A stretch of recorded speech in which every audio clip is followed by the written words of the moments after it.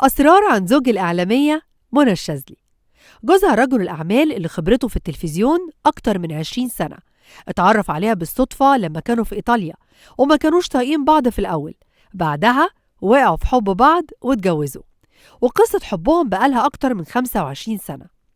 أسرار عن حياة الإعلامية منى الشاذلي مع جوزها سمير يوسف، واللي يعتبر الجندي المجهول في حياتها، لأنه كان الدعم الأول ليها في كل النجاحات اللي حققتها على مدار السنين الطويلة اللي فاتت، ووقف جنبها وساندها معنويا لحد ما بقت واحدة من أشهر المذيعات في الشرق الأوسط. يا ترى مين هو جوز منى الشاذلي وإيه حكايته؟ سمير يوسف رجل أعمال مصري معروف ومدير عام لأهم شركات الإنتاج. خبرته في التلفزيون أكتر من 20 سنة، ساهم في تأسيس أهم القنوات الإعلامية. بيعتبر مدير عام شركة آدم للإنتاج الإعلامي، واحد من مؤسسي شبكة راديو وتلفزيون العرب، والمدير التنفيذي لوكالة الأخبار العربية. اتولد في القاهرة سنة 1962 ودرس إعلام في جامعة القاهرة. بدأ حياته المهنية في مجال الإعلام، بعدها اتنقل للعمل في مجال الإنتاج الإعلامي. اتجوز من منى الشاذلي في 2001 وخلف منها 3 بنات، منى ومنى ونور. وطبعا سمى واحدة من بناته على اسم حب عمره ومراته منى الشاذلي، واللي كان ليه تأثير إيجابي على حياتها لأنه كان الدعم الأول ليها معنويا، وساعدها في حياتها كتير، وحياتهم دايما مستقرة، وقدروا يكونوا حياة زوجية ناجحة محافظين فيها على خصوصيتهم رغم أنهم شخصيات عامة.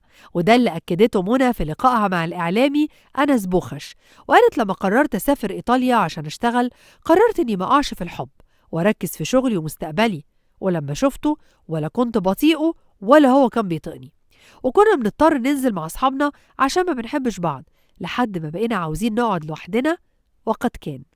وبدأت قصة حبهم واتجوزوا، وقالت أنا وهو دلوقتي تمينا 25 سنة مع بعض. لا كنت بطيئه ولا هو كان طيقني.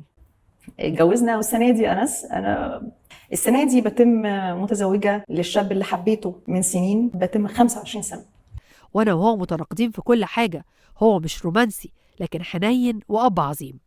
هو راجل عملي، وقالت احنا مش بنزعل من الاختلاف اللي بينا، ولو رجع بينا الزمن هختاره برضه.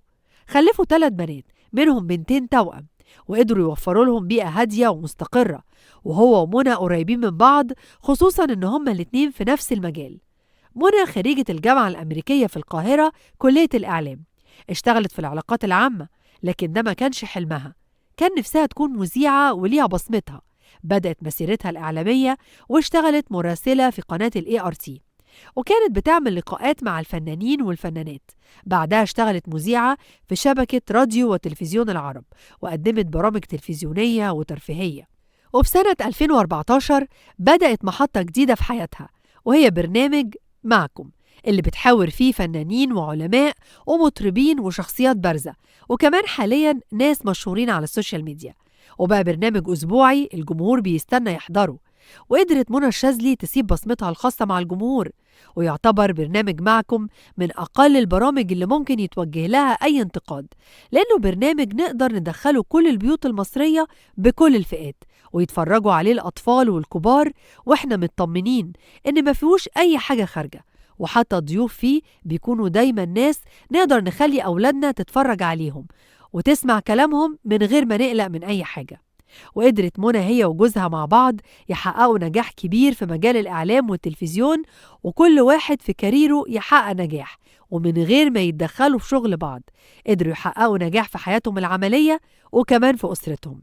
فيا ترى بعد ما الجمهور عارف مين هو جوز منى الشاذلي، هل ممكن نشوفهم مع بعض في برنامج أو نشوفها بتستضيفه في يوم من الأيام في برنامجها، ولا هتفضل مخبية عن الجمهور؟ وهل انتوا شايفين ان الصح شريك حياتكم يظهر معاكم دايما للناس، ولا الخصوصية هي الأفضل مهما كنتم مشهورين أو شخصيات عامة؟ أسرار كل يوم، لكل يوم لون، ولكل لون حكاية.